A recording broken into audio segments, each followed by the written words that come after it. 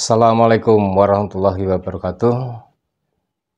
Salam sehat, salam fisika, tetap semangat. Kita ketemu lagi di pembahasan fisika.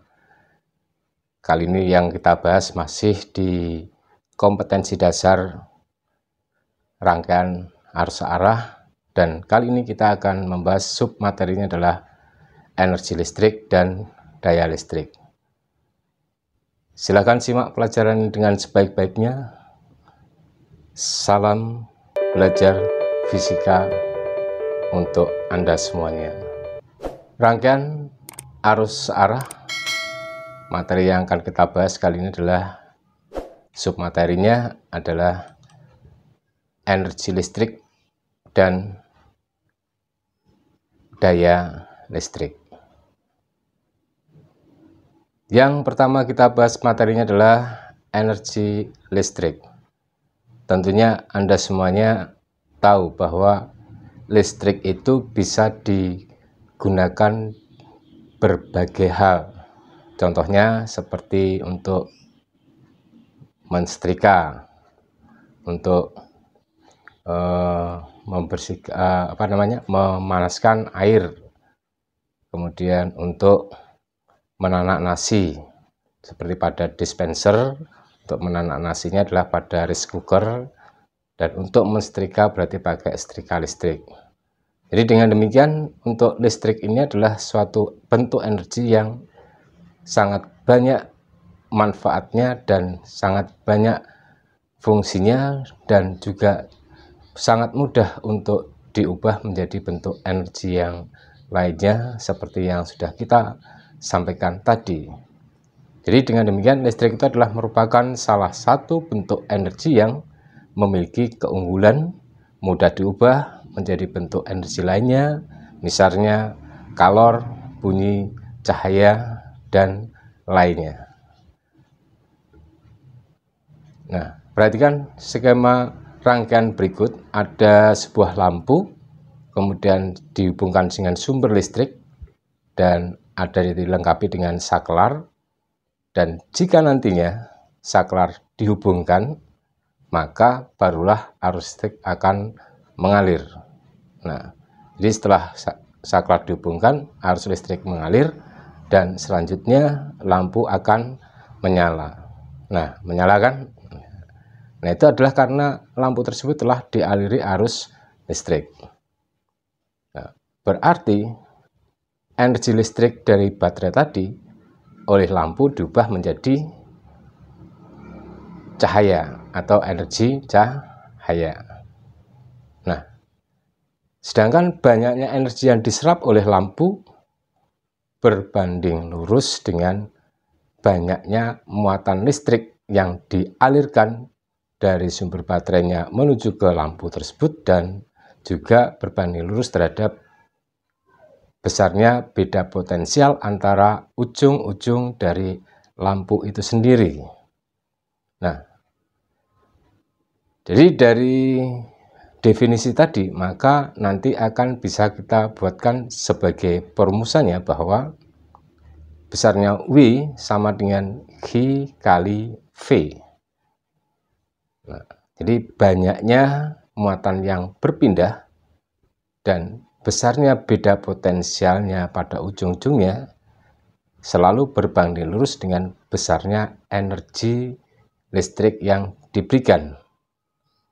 Nah, karena Q sama dengan muatan listrik yang ditimbulkan yang berpindah tadi dipengaruhi oleh waktu dan bisa dipengaruhi pula oleh besarnya arus listrik, di mana definisi daripada arus listrik sebelumnya sudah kita ketahui bahwa arus listrik adalah banyaknya muatan yang berpindah dalam setiap satuan waktu, sehingga G bisa dinyatakan I kali T, maka untuk besarnya W bisa dituliskan VIT.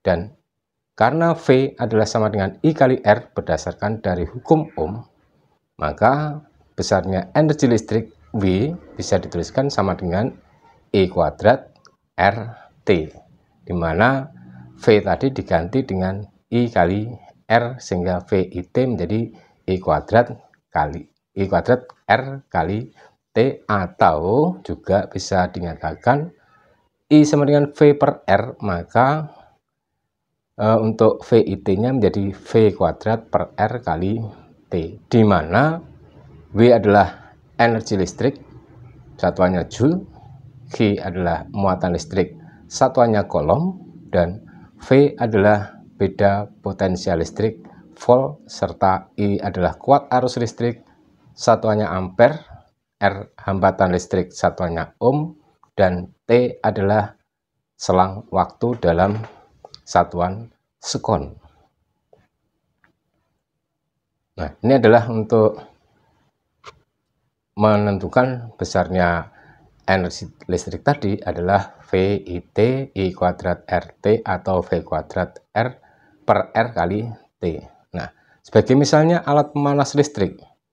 Alat pemanas listrik ini dapat mengubah energi listrik menjadi kalor. Nah, alat pemanas listrik tersebut dapat mengubah energi listrik menjadi kalor, berarti energi W-nya sama dengan besarnya energi kalor H.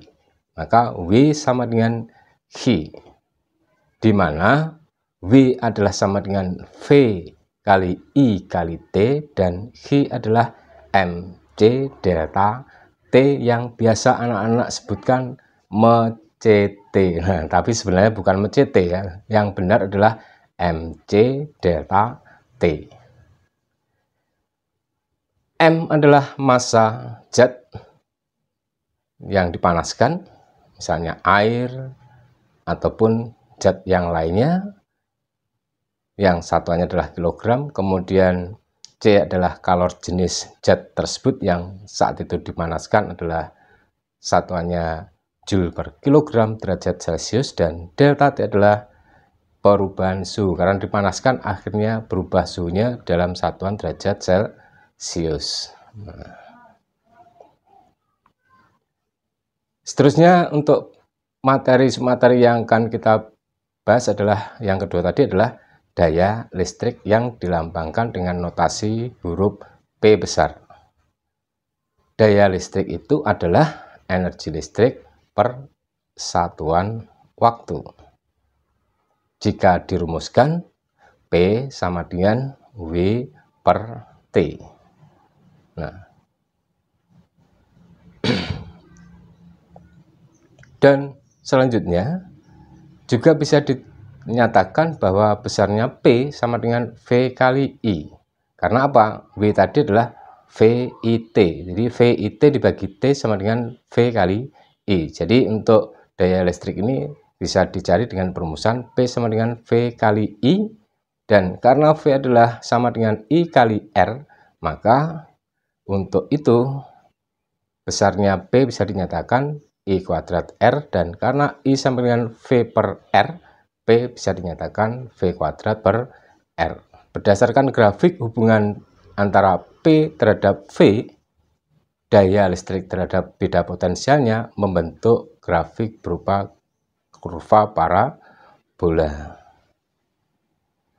di mana P sama dengan daya listrik satuannya watt, W adalah energi listrik joule, dan V beda potensial listrik satuannya volt, I kuat arus listrik ampere, dan R adalah hambatan listrik satuannya ohm, serta T adalah selang waktu dalam satuan sekon. Nah, selanjutnya untuk satuan lain dari watt untuk satuan daya listrik, di mana 1 watt itu setara dengan 1 joule per sekon. Satuan di atas watt adalah kilowatt. Jadi ada satuan energi yang besarnya adalah dalam satuan kilowatt jam. 1 kilowatt jam atau 1 kWh atau 1 kilowatt hour adalah sama dengan 3,6 kali 10 pangkat 6 joule per sekon. Nah, marilah kita gunakan untuk menyelesaikan soal berikut sebagai aplikasi penerapan dari konsep tadi. Contoh soal yang nomor 1, sebuah setrika listrik menggunakan elemen pemanas berupa kumparan yang memiliki hambatan tetap 10 ohm dan mengalir arus listrik 10 ampere selama 2 jam. Tentukan besarnya energi yang digunakan. Oke, kita mulai selesaikan dan kita tuliskan dulu yang diketahui apa saja. Dari soal kita bisa tuliskan R 5 ohm, I 10 ampere, T 2 jam.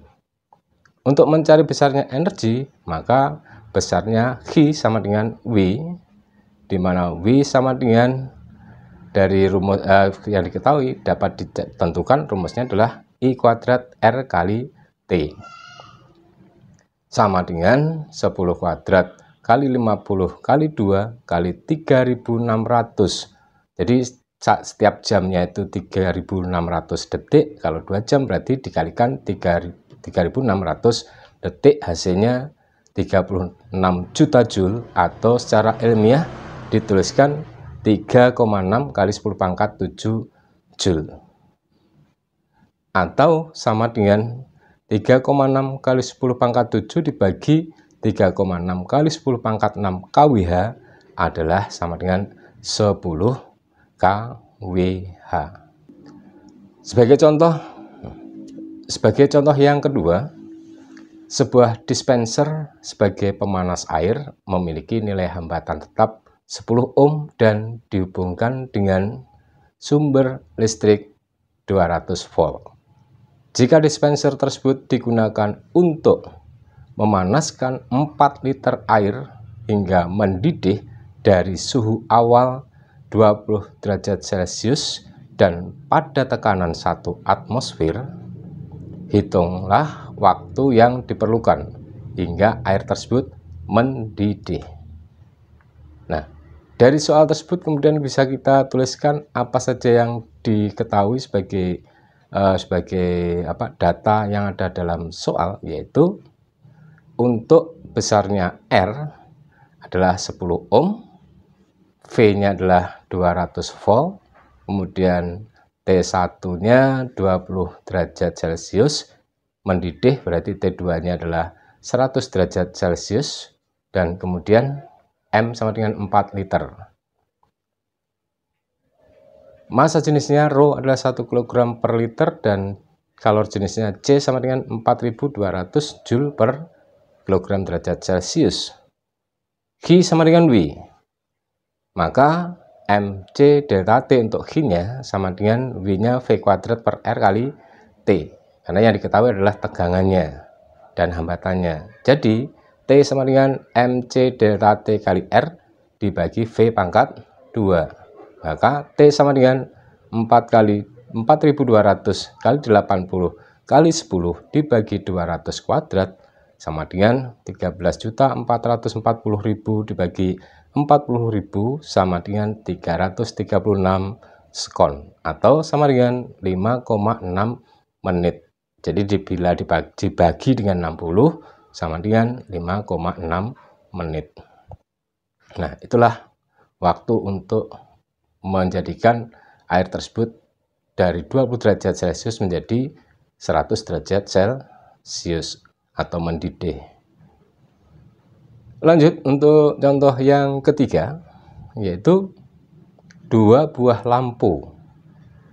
Kita lambangkan L1 36 watt per 220 volt, L2-nya 18 watt 220 volt. Disambungkan secara seri dan dihubungkan dengan sumber tegangan 220 volt seperti pada gambar di samping nanti ya. Tentukan besarnya gaya total yang digunakan. Nah, itu adalah gambarnya. Ada 2 lampu E1 L2 dihubungkan dengan sumber tegangan listrik 220 volt. Kemudian lampu tersebut akan menyala. Nah, itu sudah menyala ya. Lampu satu menyala, lampu keduanya juga menyala. Nah, bagaimana penyelesaiannya?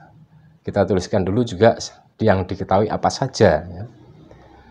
L1 datanya adalah 36 watt 220 volt, L2-nya 18 watt per 18 watt 220 volt, V-nya 220 volt.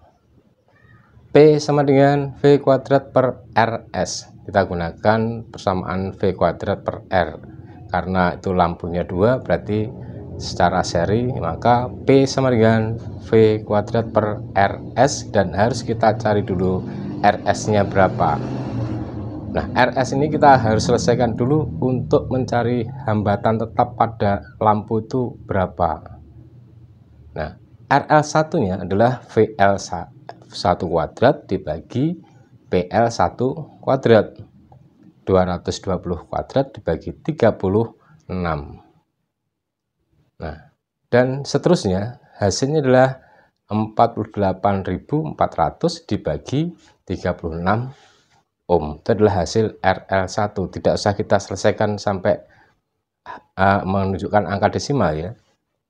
Kita lanjutkan saja untuk RL2-nya sama dengan VL2 per PL2 sama dengan 220 kuadrat per 18 sama dengan 48.400 dibagi 18 ohm. Maka RS-nya sama dengan 220 kuadrat dibagi 36 plus 220 kuadrat dibagi 18 sama dengan 3 kali 220 kuadrat per 36.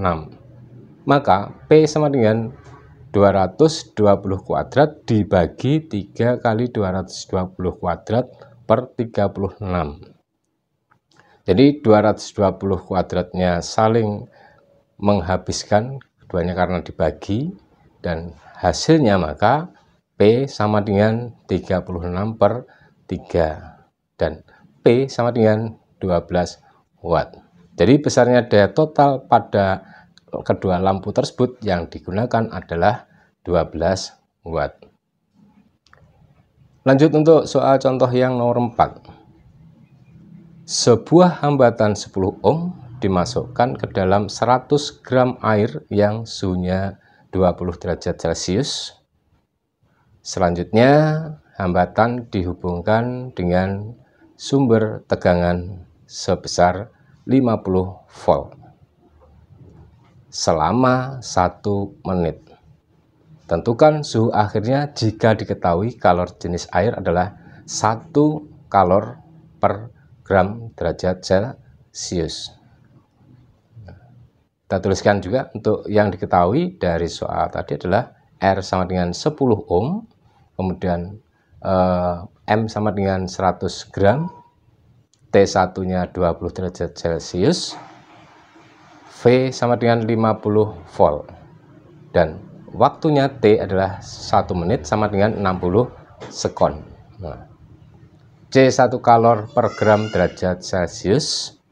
Jadi dengan selanjutnya, dengan menggunakan perumusan Q sama dengan V, saya ulangi, Q sama dengan V, maka untuk besarnya Q sama dengan V ini bisa kita ubah menjadi V sama dengan V kuadrat per R kali T. Jadi Q itu sama dengan V kuadrat per R kali T sama dengan 50 kuadrat dibagi 10 kali 60 sama dengan 15.000 Joule.